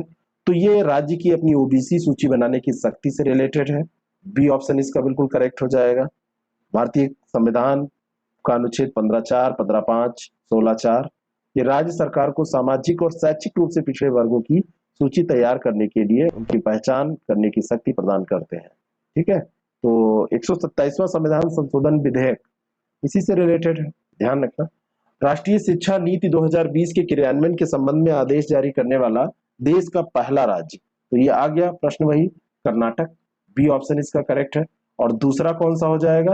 ये हो जाएगा मध्य प्रदेश। एनईपी 2020 की बात हो रही है, एनईपी 2020 के प्रावधानों को लागू करने वाले राज्य है। सुलंगपा ग्लेशियर के बारे में सत्य कथन आपको बताना है। तो ये लद्दाख के जास्कर क्षेत्र में स्थित है, ये पीछे खिसक रहा है, और ये जास्कर रेंज टेथिस हिमालय का हिस्सा है। ये तीनों की तीनों बातें यहाँ पर सही हो जाएंगी, डी ऑप्शन इसका करेक्ट हो जाएगा। पेनिसुलंगपा जो ग्लेशियर है, ये अभी तापमान में वृद्धि के कारण ये माना गया कि इसकी जो बर्फ है वो पिघल रही है, और सर्दियों में कम बर्फबारी भी हुई थी, तो बर्फ ऑलरेडी कम थी, और जब पिघलते हैं ग्लेशियर तो पीछे बढ़ते हैं। अगर ग्लेशियर पर बर्फ जमेगी तो आगे बढ़ेंगे, और बर्फ पिघलेगी तो वो पीछे की ओर बढ़ेंगे। तो पीछे बढ़ने का मतलब है कि बर्फ की मात्रा कम होना, तो ये सब सही है। प्रतिवर्ष 10 अगस्त को कौन सा दिवस मनाया जाता है? तो विश्व जैव ईंधन दिवस मनाया जाता है, विश्व जैव ईंधन दिवस मनाया जाता है। पारंपरिक जीवाश्म ईंधन के विकल्प के रूप में गैर जीवाश्म ईंधन के बारे में जागरूकता फैलाई जाती है। 10 अगस्त को ये मनाया जाता है। कब मनाया जाता है? 10 अगस्त को मनाया जाता है। आईपीसीसी की नवीनतम रिपोर्ट के अनुसार कौन सा महासागर अन्य महासागरों की तुलना में तेजी से गर्म हो रहा है? और यह है हिंद महासागर, तेजी से गर्म हो रहा है। अभी आईपीसीसी ने climate change 2021 the physical science basis ये रिपोर्ट जारी की, तो उसने इस रिपोर्ट में ये बताया, और उसने कहा 1.5 डिग्री सेल्सियस जो है वो तापमान भले सीमित हो, लेकिन चरम मौसम की घटनाएं आगे देखी जाएंगी। जैसे अभी भी कहीं चक्रवात आ रहा है, कहीं कुछ, तो ये आगे भी देखने को मिलेंगी, ऐसा कहा। उत्तर प्रदेश सरकार ने काकोरी ट्रेन संयंत्र का नाम बदलकर क्या कर दिया? तो इसको नाम रख दिया है काकोरी ट्रेन कार्रवाई, काकोरी ट्रेन एक्शन। अंग्रेजी का विकल्प भी ध्यान रखिए, क्योंकि ऐसे ये देवनागरी स्क्रिप्ट में लिखकर पूछा जा सकता है। 9 अगस्त 1925 की बात है, लखनऊ के पास ये काकोरी पड़ता है ना, आप हरदोई रोड पे जाएंगे तो स्टेशन आपको दिखेगा। तो 9 अगस्त 1925 को काकोरी नामक गांव में ब्रिटिश राज के खिलाफ भारतीय स्वतंत्रता आंदोलन में एक डकैती हुई थी, जिसमें राम प्रसाद बिस्मिल, अशफाक उल्लाह खां, इन लोगों ने योजना बनाई थी, और फिर उसको लूटा गया था। तो लूट की जो घटना है उसमें राम प्रसाद बिस्मिल और अशफाक उल्लाह खां, राजेंद्र लाहिड़ी, केशवचंद चक्रवर्ती, मुकुंदी लाल, बनवारी लाल, ये सब इसमें शामिल थे। तो उसको अब डकैती षड्यंत्र ये सब न कह के इसको कहा जाएगा काकोरी ट्रेन कार्रवाई। ये यूपी गवर्नमेंट ने फैसला लिया है। नेक्स्ट क्वेश्चन, हाल ही में किस संगठन ने युद्ध में पहली बार महिला अधिकारियों को शामिल किया है?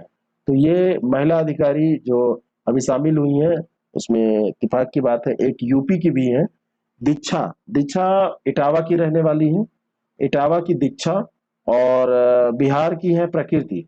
तो दीक्षा और प्रकृति, ये दो लोग जो हैं ये अभी आईटीबी में महिला अधिकारी बनी है, महिला अधिकारी के तौर पर इनको शामिल किया गया है। तो भारत तिब्बत सीमा पुलिस में इनको शामिल किया गया। सी ऑप्शन इसका करेक्ट हो जाएगा। भारतीय नौसेना ने किस देश की नौसेना के साथ जायद तलवार अभ्यास में पार्टिसिपेट किया? तो ये जायद तलवार जो है ये संयुक्त अरब अमीरात का है। बी ऑप्शन इसका करेक्ट हो जाएगा, संयुक्त अरब अमीरात का। और जायद तलवार जो है ये आयोजन इसका कहां पर किया जाएगा, कहां पर किया गया? तो ये जो है फारस की खाड़ी में इसका आयोजन हुआ है, और फारस की खाड़ी में तैनात किया गया था इंटीग्रल सी किंग MK-42 हेलीकॉप्टर के साथ INS कोच्चि जो भारत का था उसने पार्टिसिपेट किया और अभ्यास किया। माउंट मेरापी किस देश का सक्रिय ज्वालामुखी है जहां पर हाल ही में विस्फोट हुआ? यह है इंडोनेशिया का। कहां पर? इंडोनेशिया का माउंट मेरापी। आपसे ये सुमेलित करने में पूछा जा सकता है। इंडोनेशिया में दर्जनों ज्वालामुखी सक्रिय ज्वालामुखी के रूप में है। अभी मेरापी में, मेरापी का अर्थ ही होता है आग बनाने वाला, तो उसमें विस्फोट हुआ। 2010 में भी हुआ था, कई सौ लोग मारे गए थे, 347 लोग। भारतीय राष्ट्र महिला आयोग की वर्तमान अध्यक्ष जिनका कार्यकाल 3 वर्ष के लिए बढ़ा दिया गया, तो इनका नाम है रेखा शर्मा। बी ऑप्शन इसका करेक्ट हो जाएगा। 57 वर्षीय हैं। 7 अगस्त 2018 को इनको अध्यक्ष बनाया गया था। 15 में एक सदस्य के तौर पर शामिल हुई, 18 में इनको अध्यक्ष बनाया गया, अब फिर से कार्यकाल बढ़ाया गया है। विमान उड़ाने वाली पहली भारतीय महिला कौन थी? अभी गूगल ने डूडल बनाया था सरला ठुकराल का, तो भारत में विमान उड़ाने वाली ये पहली महिला थी। 8 अगस्त 1914 की बात है जब इन्होंने ब्रिटिश भारत में ये मतलब जन्म इनका हुआ था, और उसके बाद में इन्होंने अपना समय जो है वो जिंदगी का वो पाकिस्तान में बिताया, और इन्होंने सबसे पहले भारतीय महिला थी जिन्होंने क्या किया था, विमान उड़ाया था। नीरज चोपड़ा जिन्होंने टोक्यो 2020 ओलंपिक में भारत का स्वर्ण पदक जीता है, इनका संबंध किस खेल से है? अगर सामान्य तौर पर पूछ लिया जाए तो जेवलिन थ्रो है। क्वेश्चन एक दो बार रिपीट हो जाएंगे तो उसका कोई मतलब नहीं है, लेकिन अगर छूट गए तो दिक्कत हो जाएगी, है ना। और ये कई प्रतियोगिताएं पहले भी जीत चुके हैं, राष्ट्रमंडल खेलों में भी ये प्रतियोगिता जीत चुके हैं, और इसके अलावा इन्होंने एशियाई खेलों में भी प्रतियोगिता जीती है, स्वर्ण पदक। IAAF वर्ल्ड अंडर 20 चैंपियनशिप में भी स्वर्ण पदक जीता। अभी तो 23-24 साल की इनकी उम्र है। प्रधानमंत्री नरेंद्र मोदी उज्ज्वला 2 योजना को किस प्रदेश में लॉन्च करेंगे? तो ये लॉन्च हो गई, 10 अगस्त को इसकी लॉन्चिंग हो गई है, और 10 अगस्त को इसकी लॉन्चिंग दूसरा संस्करण जो उज्ज्वला का है उसका उत्तर प्रदेश से ही लॉन्चिंग की गई, और पहला संस्करण भी यहीं से लॉन्च किया गया था, ठीक है ना। तो उत्तर प्रदेश से ही, और ये उत्तर प्रदेश में अगर आपसे पूछ लिया जाए कहाँ से, तो ये महोबा से लॉन्च किया गया। महोबा में वीडियो कॉन्फ्रेंसिंग के जरिए इन्होंने इसको लॉन्च किया, ठीक है। अगला जो प्रश्न आप इसमें आपसे पूछा जा सकता है, उज्ज्वला फर्स्ट के तहत कितने लाभार्थी थे? तो 8 करोड़ महिला लाभार्थियों को कनेक्शन दिए गए थे। उज्ज्वला 2 में लाभार्थियों को पहली रिफिल और एक हार्ट प्लेट मुफ्त में प्रदान किया जाएगा, है ना। तो ये सब योजनाएं बनाई गई, आगे संख्या बढ़ती जा रही है, और उधर सिलेंडर के दाम भी बढ़ते चले जा रहे हैं। पीएम दक्ष योजना को कौन सा मंत्रालय लागू कर रहा है? तो पीएम दक्ष योजना को लागू कर रहा है सामाजिक न्याय और अधिकारिता मंत्रालय, है ना। पीएम दक्ष पोर्टल, पीएम दक्ष मोबाइल ऐप अभी इसने लॉन्च किया है। SC और जो ओबीसी है, सफाई कर्मी जो है, इन लोगों को टारगेट करके कौशल विकास योजनाओं में पार्टिसिपेट करा के इनकी ट्रेनिंग कराने का काम इसके तहत किया जाएगा। तो दक्ष योजना इसीलिए नाम इसका रखा गया है। गोगरा क्षेत्र जो हाल ही में चर्चा में रहा, किस राज्य या केंद्र शासित प्रदेश में स्थित है? तो ये गोगरा क्षेत्र आपका स्थित है, वहां से अभी भारत और चीन ने अपनी सेनाएं हटाई थी, तो ये आपका है लद्दाख में। सी ऑप्शन इसका बिल्कुल करेक्ट हो जाएगा। सरकार ने किस मंत्रालय के तत्वाधान में रक्षा मंत्रालय एजेंसी की स्थापना को मंजूरी दी है? तो ये रक्षा मंत्रालय के तहत ही हो जाएगा। सी ऑप्शन इसका बिल्कुल करेक्ट है।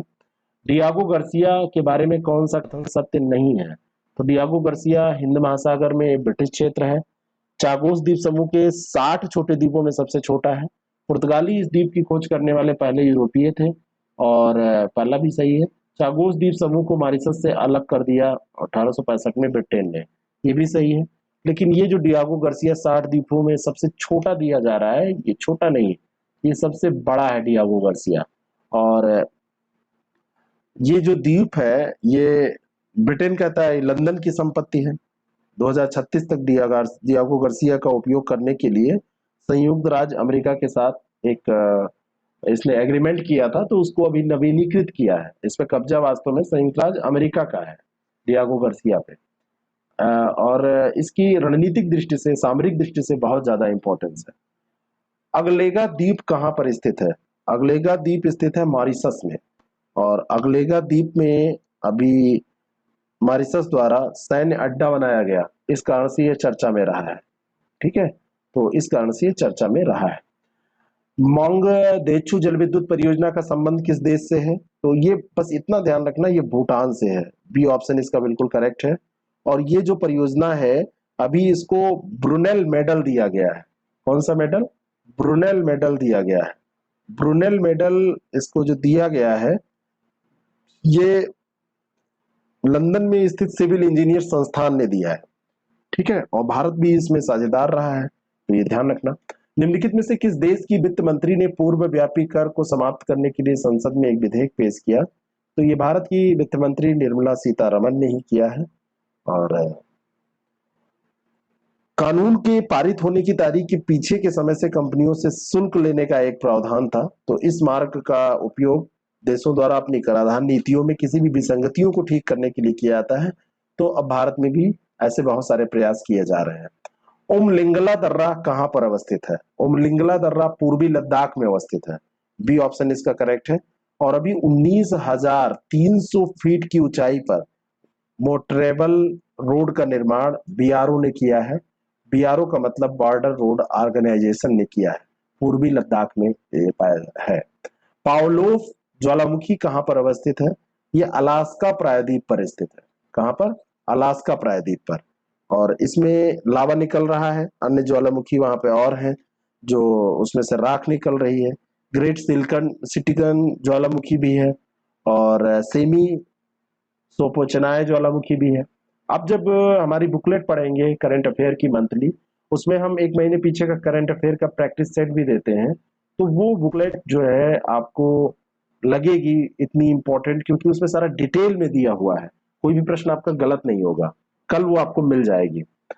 प्रतिवर्ष टेलीग्राम चैनल का लिंक नीचे दिया हुआ है डिस्क्रिप्शन बॉक्स में, तो उसको आप वहां से ज्वाइन कर लीजिए। प्रतिवर्ष 6 अगस्त को मनाया जाता है कौन सा दिवस? तो 6 अगस्त को हिरोशिमा दिवस मनाया जाता है, और 9 अगस्त को मनाया जाता है नागासाकी दिवस। संयुक्त राज्य अमेरिका ने यहाँ पर हिरोशिमा बम का मतलब, हिरोशिमा दिवस का क्या मतलब है? यहाँ पर बम गिराया था, परमाणु बम से हमला किया था हिरोशिमा पर 6 अगस्त को, और 9 अगस्त को नागासाकी पे लाखों लोगों की मृत्यु हुई थी। आंकड़े तो कम है, लेकिन आंकड़े तो कम रहते ही हैं, बाकी बहुत सारे लोग, और इसका असर केवल उसी समय नहीं, बाद में भी होता है ना। राजीव गांधी खेल रत्न पुरस्कार का नाम बदलकर क्या रखा गया? तो ये मेजर ध्यानचंद खेल रत्न पुरस्कार कर दिया गया। और ये जो पुरस्कार है 1991-92 में शुरू किया गया था, और खेल रत्न पुरस्कार के पहले जो प्राप्तकर्ता हैं वो विश्वनाथन आनंद शतरंज खिलाड़ी हैं, और इसका नाम अब बदल दिया गया, सम्मान में मेजर ध्यानचंद खेल रत्न पुरस्कार कर दिया गया। हाल ही में अनिवार्य रक्षा सेवा विधेयक 2021 लोकसभा द्वारा पारित किया गया। क्या ये पारित किया गया है? सही है। और इसका उद्देश्य सरकारी स्वामित्व वाले आयुध कारखानों के कर्मचारियों द्वारा हड़ताल पर रोक लगाना है, तो ये भी सही है। हड़ताल पर रोक लगाने के लिए ये किया गया है। हड़ताल कर देने से समस्या होती है, काम नहीं हो पाता है। रुक यूपी में भी ऐसे बहुत सारे गवर्नमेंट के द्वारा काम किए जाते हैं कि अगर आप हड़ताल करोगे तो आपकी नौकरी ले ली जाएगी, है ना। हाल ही में संपन्न हुआ टैलिस्मैन सेबर सैन्याभ्यास 2021 में किस देश में इसमें पार्टिसिपेट नहीं किया है? तो ये जो टैलिस्मैन सेबर सैन्याभ्यास है इसमें भारत नहीं था, ये क्षीण लिखा है, ये दक्षिण होगा। इसमें ऑस्ट्रेलिया, अमेरिका, दक्षिण कोरिया ये शामिल थे।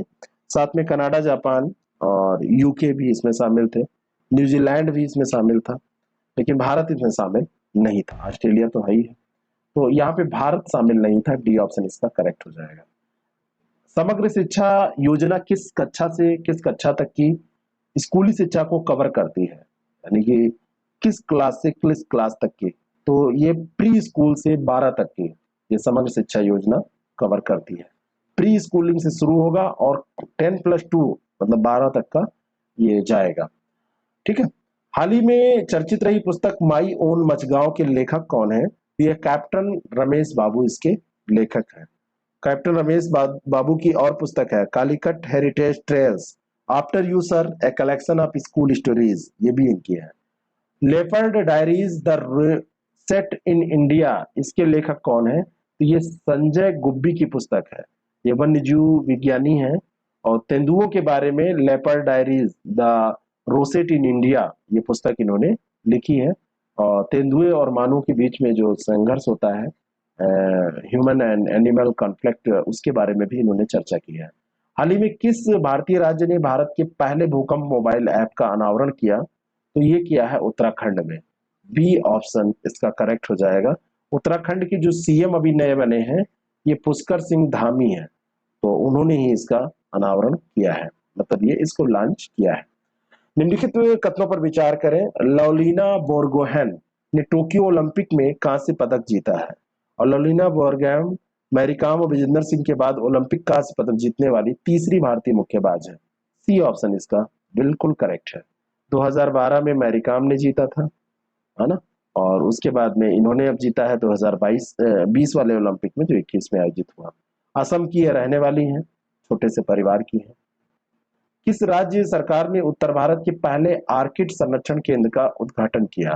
तो ये आर्किड संरक्षण केंद्र उत्तराखंड में उद्घाटित हुआ है। जिनको उत्तराखंड पीसीएस देना है वो लोग तैयार रहे, उसकी टेस्ट सीरीज भी हम लॉन्च करने जा रहे हैं। एग्जाम से पहले उसको हम लॉन्च करेंगे, अच्छे प्रैक्टिस सेट होंगे। अगला जो प्रश्न है, नेलियोड वासुदेवन नंबूदरी जिनका हाल ही में निधन हुआ, वो किस नृत्य शैली से जुड़े हुए थे? तो ये कथकली नृत्य शैली से जुड़े थे। बी ऑप्शन इसका करेक्ट है। कथकली नृत्य शैली से जुड़े थे नेलियोड वासुदेवन नंबूदरी, और अभी इनका निधन हो गया है। 81 साल के थे। केरल के मलयालम भाषी दक्षिण पश्चिम क्षेत्र में एक कथकली जो है ये हिंदू कला प्रदर्शन मानी जाती है, तो उसी से इनका रिलेशन था। प्रति व्यक्ति टीकाकरण के मामले में भारत का कौन सा राज्य पहले स्थान पर है? तो प्रति व्यक्ति टीकाकरण के मामले में ये गुजरात प्रथम स्थान पर है। नई पुस्तक प्रकाशित पुस्तक नेहरू तिब्बत एंड चाइना, इसके लेखक कौन है? 5-7 पुस्तकें हो गई हैं, पुस्तकें आपसे पूछी जाती हैं, तो ये अवतार सिंह भसीन है। बी ऑप्शन इसका बिल्कुल करेक्ट है, नेहरू तिब्बत एंड चाइना। भारत चीन संबंधों के साथ साथ तिब्बत और उसकी सीमाओं के जो मुद्दे हैं वो इसमें अच्छे से उजागर किए गए हैं। दलाई लामा का पलायन भी इसमें तिब्बत से भारत में जो हुआ वो उसके बारे में भी चर्चा की गई है। किस अवसर पर भारत के ओलंपिक दल को विशेष अतिथि के रूप में आमंत्रित करने का निर्णय प्रधानमंत्री मोदी ने लिया? तो ये पूछा जाए तो स्वतंत्रता दिवस पे इन्होंने बुलाया था। 228 दल के प्रतिनिधि थे, 228 जिन्होंने भारत का प्रतिनिधित्व किया था। तो टोक्यो ओलंपिक में 120 एथलीट भी इसमें शामिल थे जिन्होंने पार्टिसिपेट किया, तो उनको बुलाया गया स्वतंत्रता दिवस के अवसर पर। 30 साल या उससे अधिक समय से राज्य में रहने वाले किसी भी व्यक्ति को भूमिपुत्र, मिट्टी का पुत्र के रूप में मान्यता देने का निर्णय किस राज्य ने लिया है? तो भूमिपुत्र या मिट्टी का पुत्र, ये सी ऑप्शन इसका करेक्ट है, ये गोवा ने लिया है। जीका वायरस मुख्य रूप से कैसे फैलता है? तो एडीज एजिप्टी के द्वारा ये फैलता है। सी ऑप्शन इसका बिल्कुल करेक्ट है। और अभी इसके संक्रमण प्रबंधन में राज्य सरकार की सहायता के लिए अभी चर्चा हुई थी कि महाराष्ट्र के पुणे जिले में जीका वायरस का मामला पहुंचा है, तो इसी कारण से ये चर्चा चल रही थी, तो ये प्रश्न इसी कारण बनाया गया है। वैसे 1987 में 47 की बात है, युगांडा में सबसे पहले बंदरों में देखा गया था। फूड फोर्टिफिकेशन क्या है? फूड फोर्टिफिकेशन का मतलब होता है जो भी खाद्यान्न या फूड है, तो उसको क्या करना, न्यूट्रियस कर देना, पोषण युक्त बना देना खाद्यान्न को। टीटागढ़ वैगन्स किस भारतीय राज्य में अवस्थित है? तो टीटागढ़ वैगन्स जो है ये पश्चिम बंगाल में अवस्थित है। सी ऑप्शन इसका बिल्कुल करेक्ट है। अभी टीटागढ़ वैगन्स लिमिटेड ने पुणे मेट्रो कोच के लिए पहली ट्रेन पेश की है, और इटली के कुछ कुल 34 ट्रेनें भेजी जाएंगी, प्रत्येक ट्रेन में 3 कोच होंगे। तो इटली में उसके संयंत्र ने पुणे मेट्रो ट्रेन के लिए कोच भेजने की मतलब कोच इसने पेश किया है। टीटागढ़ जो वैगन है ये रेलवे वैगन निर्माता एक कंपनी है, और ये अभी इतालवी रेल उपकरण फर्म है फायरमा ट्रांसपोर्टी, उसमें 100% हिस्सेदारी इसने प्राप्त कर ली है। ठीक है, तो इस कारण से ये चर्चा में रहा। भारत सरकार ने उड़ान योजना के तहत कितने नए हवाई यातायात मार्गों को मंजूरी दी है? तो इनकी संख्या बहुत ज्यादा है, 780। ये मार्ग की बात हो रही है, तो बी ऑप्शन इसका करेक्ट है। पूर्वोत्तर अंतरिक्ष अनुप्रयोग केंद्र कहां पर अवस्थित है? तो ये अवस्थित है शिलोंग में। कहां पर? शिलोंग में। बी ऑप्शन इसका करेक्ट हो जाएगा। केंद्र सरकार ने अभी असम मिजोरम सीमा विवाद को हल करने और अस्थायी समाधान पर पहुंचने के लिए उपग्रह चित्रण के माध्यम से राज्य की सीमाओं का मानचित्रण और सीमांकन करने को इससे कहा था, पूर्वोत्तर अंतरिक्ष अनुप्रयोग केंद्र से, कि वो करे, तब जिससे विवाद जो है, सीमा विवाद, वो सॉल्व हो सके। आईटी अधिनियम की धारा 66(1) का संबंध किससे है? तो ये आपत्तिजनक संदेश भेजने पर सजा देने से इसका रिलेशन है। बी ऑप्शन इसका बिल्कुल करेक्ट हो जाएगा। मोबाइल फोन, टैबलेट, कोई भी अन्य संचार उपग्रह, कंप्यूटर, उनके द्वारा अगर कुछ ऐसा भेजा जाता है आपत्तिजनक संदेश, तो उस पर सजा दी जाती है, 3 साल की जेल और जुर्माना की कार्रवाई इसमें की जाती है। हाल ही में यूरोपीय संघ ने किस संस्था पर डेटा गोपनीयता के उल्लंघन के लिए 746 मिलियन यूरो का जुर्माना लगाया है? तो यह है Amazon.com। इतनी बड़ी ये कंपनियां हो गई, आप सोचिए जुर्माना इतना बड़ा लगता है इन लोगों के ऊपर। अगला प्रश्न है, कोविड-19 के खिलाफ 100% टीकाकरण हासिल करने वाला भारत का पहला शहर कौन सा बना? तो शहर पूछा जाएगा तो भुवनेश्वर। बी ऑप्शन इसका करेक्ट है। राष्ट्रीय अपराध रिकॉर्ड ब्यूरो के आंकड़ों के अनुसार 2016 से 2019 तक बेरोजगारी के कारण आत्महत्या के मामलों में कितने प्रतिशत की वृद्धि हुई है? तो ये जो वृद्धि हुई है, ये माना जाता है 24% की वृद्धि हुई है। मेंस में भी जो आप लिखिए, तो इन सब फैक्ट का इस्तेमाल करिए जहां पर ऐसी चीजें आप लिख रहे हैं। जब आप आंसर राइटिंग करते हैं तो आंकड़े जो होते हैं वो उसको मजबूत करते हैं ढांचे को। दुनिया की सबसे कम उम्र की खगोल विज्ञानी कौन है? तो दुनिया, भारत की नहीं, पूरी दुनिया, खैर भारत की इसमें कोई बात ही नहीं है, निकोल ओलिवेरा दी लीमा, भारत की इसमें कोई नाम नहीं, निकोल ओलिवेरा दी लीमा, ये 7 साल की हैं, और ये रियो दी जेनेरियो ब्राजील की रहने वाली हैं, और इन्होंने अभी एक स्टेरॉइड खोज निकाला है ना? सबसे कम उम्र की ये खगोल विज्ञानी बन गई है। अगला जो प्रश्न है, हल्दीबाड़ी चिलाहाटी रेल मार्ग जो हाल ही में पुनः शुरू किया गया है, भारत और किस देश के मध्य अवस्थित है? तो ये भारत और बांग्लादेश के, हल्दीबाड़ी चिलाहाटी रेल मार्ग। ठीक है, तो यहाँ पर स्थित है। और अब ये भारत और बांग्लादेश के बीच में है, तो पूरब तरफ है, ये तो आप जान ही रहे हैं। मतलब पूरब का मतलब भारत के पूर्वी हिस्से में। व्यक्तिगत प्रतिस्पर्धाओं में 2 ओलंपिक पदक जीतने वाली पहली भारतीय महिला कौन बनी है? तो यह है पीवी सिंधु। बी ऑप्शन इसका बिल्कुल करेक्ट हो जाएगा। 2016 में रियो ओलंपिक में महिला एकल बैडमिंटन में इन्होंने रजत जीता था, और इस बार इन्होंने कांस्य पदक जीता है। ठीक है, और महिला एकल स्पर्धा में चीन की बिंग जियाओ को इन्होंने हराया है टोक्यो ओलंपिक में, चीन की बिंग जियाओ को। विश्व स्तनपान सप्ताह के लिए 2021 का विषय क्या था?